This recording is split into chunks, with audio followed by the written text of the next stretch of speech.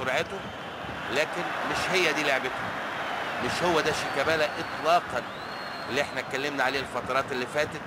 النهارده مش في فورمته، ده وارد. اي لاعب مبدع ممكن جدا يبقى في مباراه مش بتاعته، وارد جدا جدا جدا. نقلتين ثلاثه لشهاب، شهاب بطن رجله من ناحيه الشمال بكعبه احمد فتحي، 3-4 نقلات. جilberto يهدي اللاعب النادي الاهلي ويتنقل براحته خالص، 3-4 نقلات.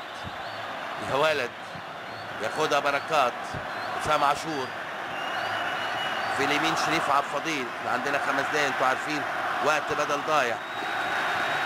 بيعد جمهور الاهلي، بيعد النقلات.